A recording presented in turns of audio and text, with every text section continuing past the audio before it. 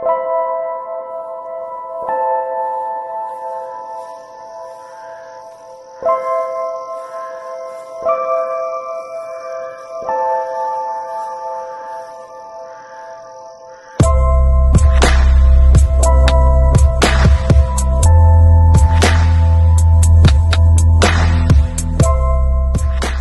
afternoon, brothers and sisters. Welcome to He Sees Us All YouTube and BitChute channel.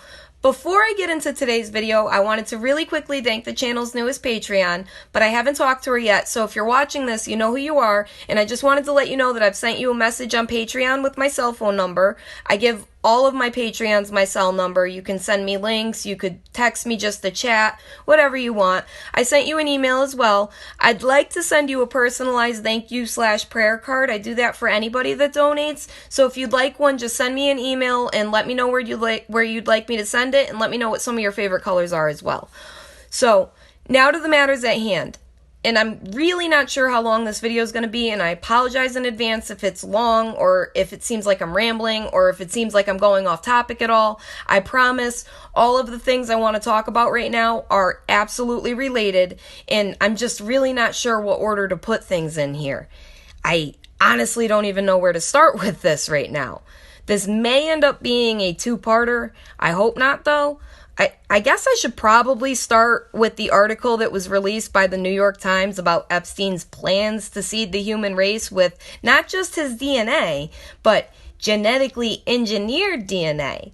And not genetically engineered to have red hair or blue eyes or whatever. We're talking a full upgrade here. Something you only see in the movies. And he was speaking with some very, very prominent scientists in the fields of not only eugenics, but people who specialize in artificial intelligence as well. Now, when I saw this headline, I thought to myself, where have I heard this story before? It was just so familiar to me. And I honestly can't believe how long it took me to figure this out. Seeing as to how I mention this show to you guys all the time. And I own the complete DVD box set series myself. But this whole Epstein thing, not the trafficking part, but the part where he planned to seed the human race with his DNA and upgrade the species, was an episode on Fringe. Like, an exact episode on Fringe. And if you still haven't seen this show, I highly suggest you guys go watch it. There is so much truth embedded in this show. In this episode, there was this old man scientist who impregnated thousands of women through artificial insemination and had altered the DNA in his sperm to create these sort of superhumans. But not just making them stronger or faster or whatever. All of the siblings had these psychic type of abilities and could communicate with each other telepathically. A sort of hive mind, right? And there was another episode that ties in with all these recent... Okay, and you know why I didn't say the word, but I'll get to that in a second. Like I said, all these things that I'm going to put in this video may not seem like they're related at first, but I assure you they are, and I'm going to do my best to keep this as short as possible and to the point. And I am making these Fringe comparisons because the world is truly just as staged and scripted as Hollywood anyway. And you have to realize that before you truly start to wake up. So let's take a step back from the so-called fictional tale on Fringe for just a second, and let's talk about what the episode was probably based off of. Because let's be honest here for a minute. You know that the people surrounding Epstein, like the people in Hollywood, knew exactly what he was doing the whole time. And the article from the New York Times says Epstein was discussing all of these plans in the early 2000s with very prominent scientists, physicists, people specializing in genetics, eugenics, virtual reality, and artificial intelligence. So he really wasn't keeping this a secret, was he? And the show Fringe was on Fox at that very same time. It's like they tell us what their plans are ahead of time with entertainment with an almost numbing effect. The New York Times article states that there is no evidence that Epstein's plans ever came to fruition, which I think is complete bull, seeing as to him having this whole, and get this, 33,000 square foot ranch already built and ready to go. It says the ranch could room and board up to 20 women at a time. And again, he started these plans at a minimum of 20 years ago. That could quite possibly be a lot of babies.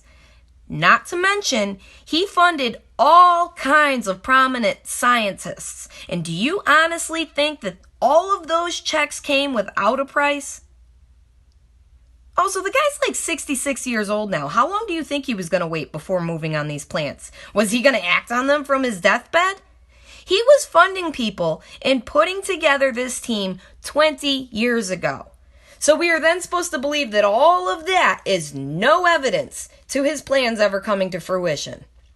This ranch in New Mexico wasn't even discovered until recently. And seeing as to how Epstein hired a cleanup crew for the island, do you not think he wouldn't have gotten whatever scientists, doctors, and women he had in there out by then? And what he was doing was way more than just seeding the race with his DNA. He was working with people like Stephen Hawking and George M. Church. And in case you don't know who George M. Church is, he's a molecular engineer who's worked to identify genes that could be altered to create superior humans. This isn't a joke or a fictional tale. It sounds like one. The whole article goes on and on and on about how much influence Epstein had over these people with his money and other things, but I'll just leave it at that. But to say all of this and then say that there is no evidence Epstein's plans ever came to fruition is just a little bit crazy. The article even talks about the scientists, including Hawking, crowding on board a submarine that Epstein had chartered to his island. So there's that. And the one name that really stood out to me was the name of a man who Epstein directly paid $100,000 to. And it literally says Epstein paid $100,000 for this man's salary. And that was after donating to whatever organization this man was involved in. And this man is Ben Gortzel. I've talked about Ben in previous videos, but for anyone who is unaware of who this man is, he's the man who created Sophia and Hans and all of the other robots at Hanson Robotics. These are very big names we are talking about here. And Ben didn't want to discuss anything about his relationship with Epstein. So when I compare this whole scenario to Fringe's episode with all of the children being of some sort of hive mind, I wonder how far off I truly am. Why was Epstein putting together such prominent scientists and specialists among their fields, including scientists from NASA and Nobel Prize winners, and paying them as well? There is something much darker and more nefarious going on here than what we're being told, like usual. And I would say the article gives all the evidence you need to answer whether or not these plans ever came to fruition. Now, 2 days before this article was released, we had the Gilroy event. 6 days following Gilroy, we have the El Paso event. And the following day, Ohio. And I'm putting all of this in one video for 2 reasons, really.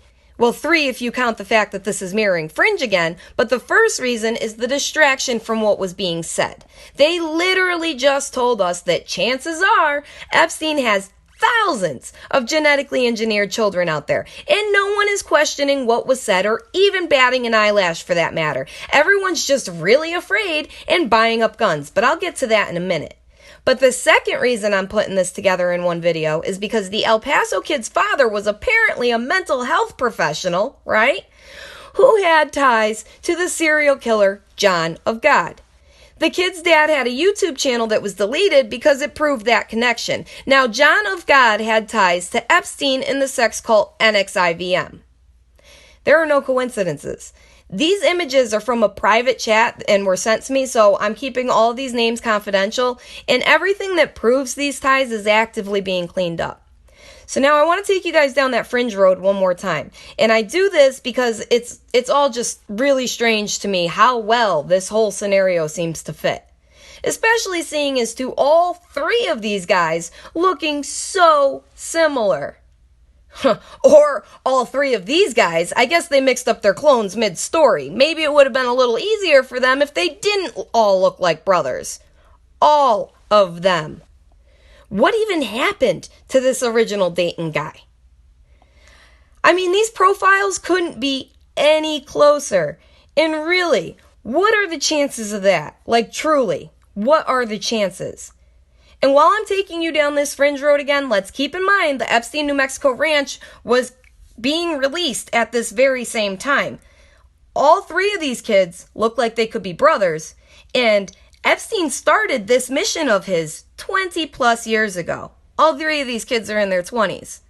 Now, in Fringe, Massive Dynamic was a company that basically ruled the world's governments because they were the makers of all of the world's technological and biological weaponry. And everything else for that matter. Their advances in science far exceeded what most would even call reality. And in one episode, different from the first one that I was telling you guys, but somewhat similar, Massive Dynamic had a scientist who had a son who was going out on this killing spree trying to find his mother. And this kid was able to control people's minds and make them do things that they didn't want to do. To make a long story short, they caught the kid and they brought him back to the father. What we as the audience were shown, though, in the end, was that Massive Dynamic had a whole bunch of these boys. They all looked the same, and they were all being raised by scientists that worked for the company. Now, I totally understand that I'm talking Hollywood here, and some people may not understand why I'm doing that right now, and if you don't get it, let me explain just a little. Firstly, Hollywood has always lined their fictional tales with truth. Always. And their point to doing that is desensitizing the public, for one. This way, when it's really going on, people will say, wow, you watch way too many movies, or just simply not care or pay attention when it's happening in reality. I mean, the Terminator seems to have done a really great job at making people believe that a robot takeover is impossible and just a fairy tale that could never actually happen. This is a form of mind control, and it's worked since the very day they released the television. And secondly, as I said before, people close to Epstein knew exactly what he was doing back then. And people in Hollywood are more in the know, I guess you could say. This is the job of these directors and such, to numb the public and keep us all docile. For all we know, the government is growing these guys in a lab and letting them out one by one. Some big gene company like Fringe's Massive Dynamic. I mean, people have found obituaries from 2014 of the Ohio guy. And both the Ohio guy and the Gilroy guy are dead now. The only one alive is the El Paso guy, and people are questioning the pants this guy was wearing as well. See, what I see as more of an issue than the pants here is this guy's height. The guy on the top is not very tall at all, and there is a very easy way to determine this. He's maybe 3 steps in, and you can see the out arrow on this door, right? Well, I've been to many, many Walmarts, and I can tell you with certainty that none of them put that out arrow very high up on the door. This man's head is barely above the arrow. And again, he's not that far from the door yet. And as he were to get closer to the camera, he would become larger and raise above the arrow. So my best guess is that this guy is close to my height or even shorter, and I'm 5'3". Now, the guy on the bottom here appears to be much taller than that. I mean, we can't be positive because we really don't have anything but the other 2 men to go off of. With the Walmart door, it's a little easier to picture how tall the guy is. But with the second photo, you would have to at least know how tall one of the officers were. But what makes me think the second guy is way taller is the probability that these 2 officers would be 5'3" or shorter themselves. Unless they have a bunch of tiny police officers running around El Paso, I would say the second guy is closer to 6 feet tall. And that was just the first thing that stood right out to me. Secondly, I saw the video of this guy being arrested. He was so calm, like he had no idea what was going on. Frame job, possibly? And thirdly, I have a really huge problem with all of these wearing protection on their ears. I just can't, for whatever reason, picture someone who is mad with rage and about to go out and kill a bunch of innocent people saying, you know what, I better grab my ear protectors for this. And you know what I see as a result of all of these? More people arming themselves, not less. See, what I see is the news and media outlets pushing the idea that they are coming for our guns. But are they really? I get that they have banned certain assault rifles, but I don't think they will ever truly come for our guns. They may, but I think this is more about distraction than action. I think this narrative is being pushed so that people will arm themselves. And when a shit hit the fan scenario breaks out, they can just sit back and watch the golem kill each other. What I see is a lot of fear being pushed. And I also see posts daily about friends of mine getting their concealed carry permits. And I good for them. I'm totally okay, and I totally agree with people being able to protect themselves, but I don't think that that's what's going on here. I'm not at all against guns. People should absolutely be able to protect themselves. So before anyone goes and twists up my words here, I just want you to hear me out. The world's governments will always have better weaponry than any one man can get his hands on. And anything they found slightly threatening, they'll just ban. See, what I know about 5G and how the Army uses this technology means that they don't even have to get close to you to kill you. So your gun or your assault rifle isn't going to help you. Can you at all see where I'm going with this? What I see is the government strategically placing WMD towers all over the place. And not just one government, all of them. And then I see this narrative of fear being pushed everywhere and people paying attention to all of the distractions while the real threat is happening all around us. When the FBI releases that people who are deemed as conspiracy theorists are domestic terrorists, and not just conspiracy theorists, now they're saying anyone who believes there is an elite pedo ring is a potential terrorist. That's right. They went there. And no one is talking about who will be the judge here.